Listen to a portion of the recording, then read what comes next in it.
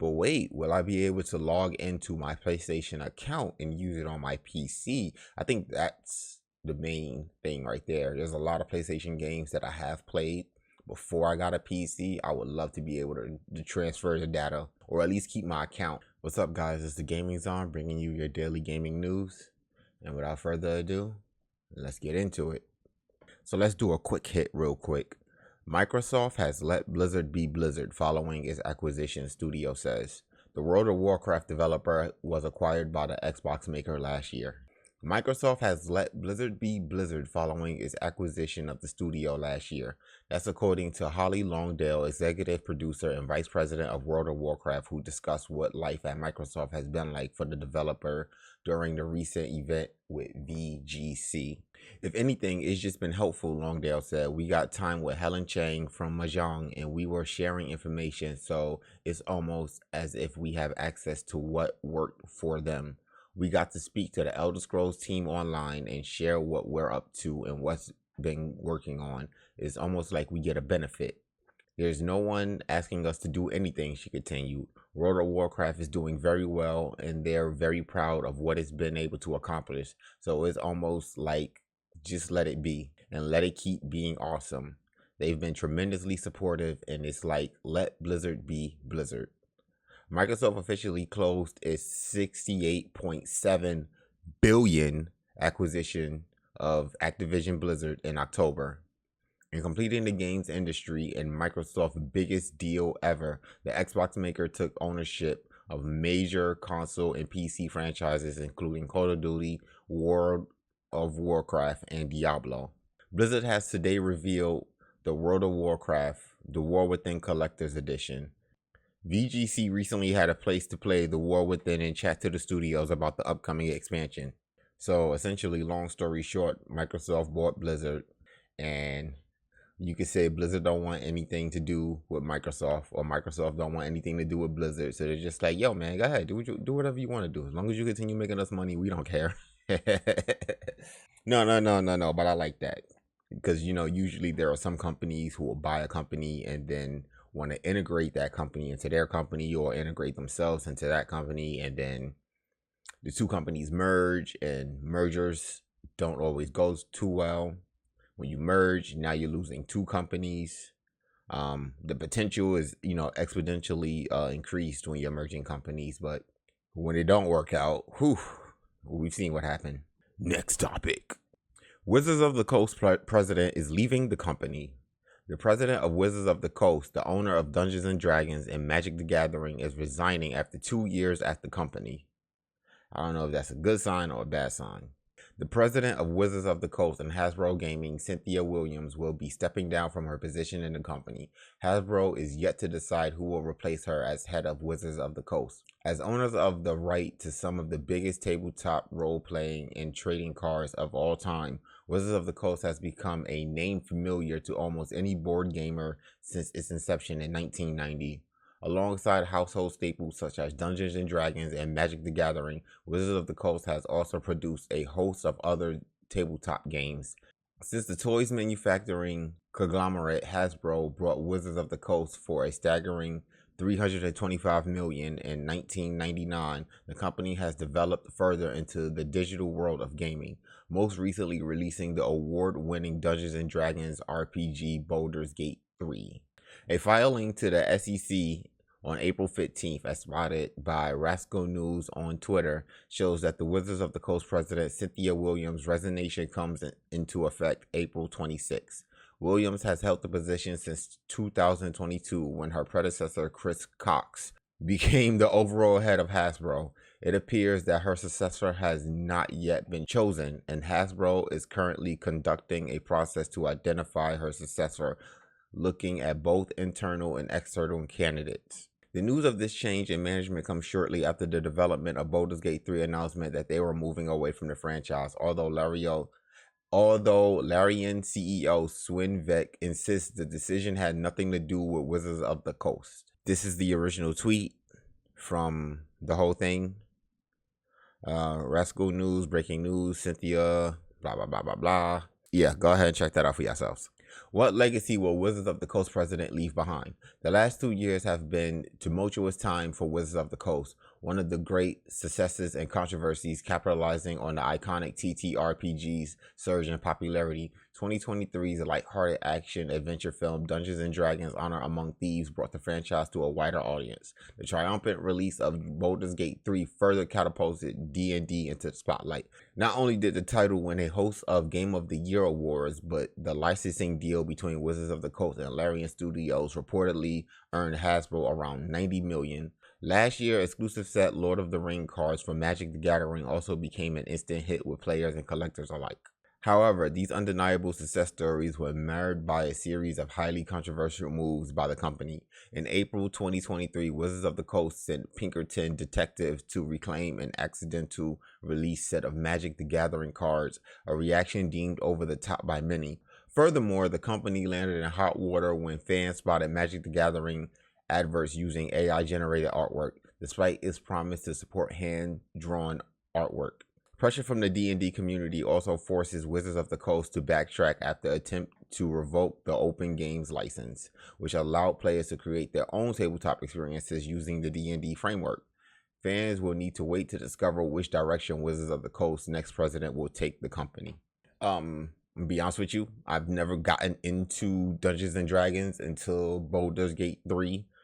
I've always been super huge fan of RPG. RPG games are some of my favorite games. I've always wanted to do Dungeons and Dragons. I've never actually had a group of people that was committed and dedicated to doing it as often as it needed to be done. Teams, get your friends together, you all sit down at the table, dressed up cosplay, like they do in the movies. I always wanted to have that kind of D&D experience. I just was never able to actually accomplish it. But yeah, this is interesting. I'm not gonna say I can't wait to see where they're going, but I'm interested to seeing what's going on. I wonder if this is going to affect Baldur's Gate 4 coming up. Larian Studios, they said that this had nothing to do with it, but I'm pretty sure they had some insight on this. And even though this might not be the sole reason for Larian leaving, this definitely contributed to it. Next topic. PlayStation is officially bringing trophies to PC. Ghost of Tsushima will feature the same trophies list as the base game.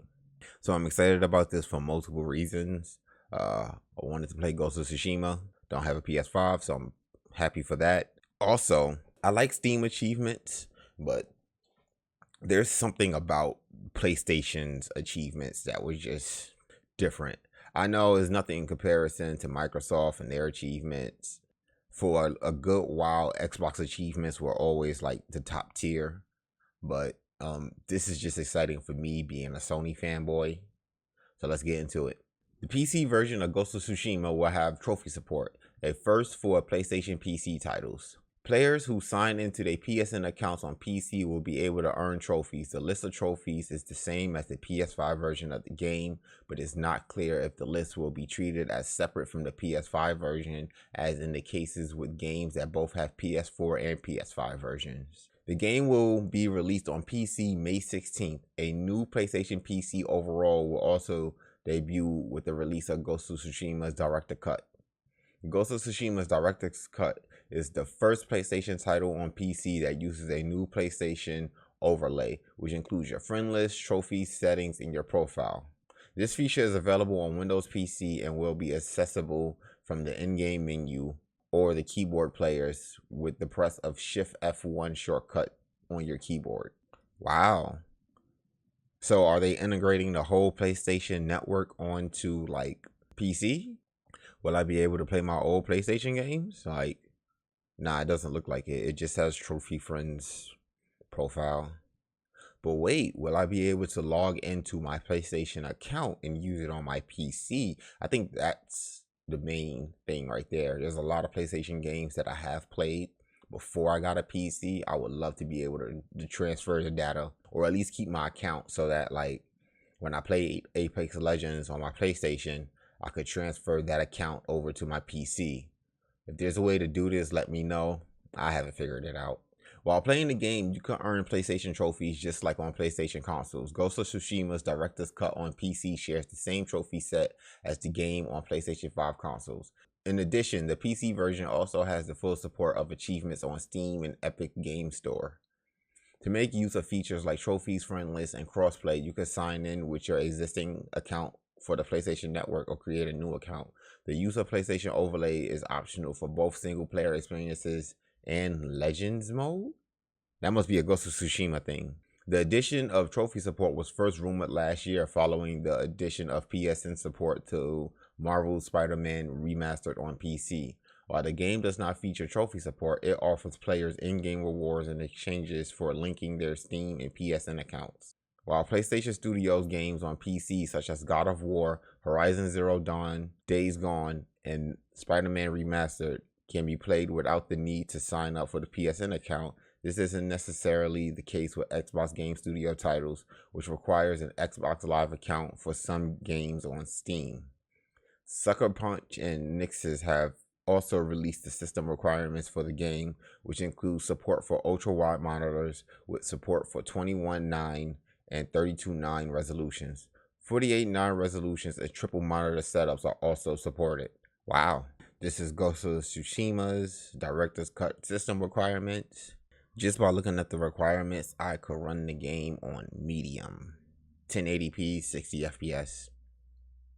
Sounds good to me. Next topic.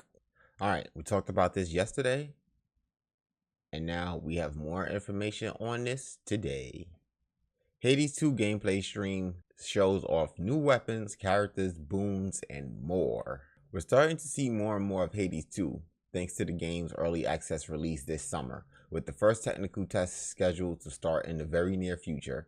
Unfortunately, not everyone will be able to try out the game during this upcoming technical test as it's limited capacity. But developer Supergiant Games has made sure that everyone can see the game in action by releasing a lengthy gameplay stream earlier today. During the stream, Supergiant played through the entirety of the first major area in Hades 2, which makes up of the game's technical tests. What with it being such a big chunk of gameplay, we get to see various new mechanics and a lot of different characters, a variety of new boons, and a lot more that gives us a perfect idea of what Hades 2 will play like when we finally get our hands on it. One of the most exciting parts of the stream, of course, was the characters and how they've changed from the first Hades. Not only do we get to see new characters for the first time, such as Apollo, Odysseus, Hecate, and other daughters of Nyx and Nemesis, but we also get to see new designs for returning characters like Demeter, Hypnos, and Skelemus. Oh, I'm sorry, I butchered that. Who definitely isn't Skelly. We also get to see a lot of combat in stream, which is understandable given that's what you'll spend the majority of your time doing in game. While those who have played the first Hades will find it extremely similar to the first game, Supergiant has added so many more boons and skills to play around with. For starters, Maloney can wield magic thanks to her status as a witch and can utilize a variety of new skills as a result, allowing her to freeze enemies in place and fire magical attacks. She also has a built-in sprint mechanic, unlike her brother Zagreus, and Supergiant explains that she'll feel a lot better to play as. A great example of this is Maloney's Omega attack stat, something which players will be able to improve with boons and can help be used to charge up weapons and unleash powerful attacks. You can see how all this functions during combat in the stream above, or you can keep your fingers crossed and hope you get into the technical test by signing up through the VIA Games Steam page. But that's all I have for you guys today. If you like what you heard, please like, share, comment, and subscribe. If you made it this far and you didn't like what you heard, please like, share, comment, and subscribe. I am the Gaming Zon, and I'll talk to you guys later. Peace.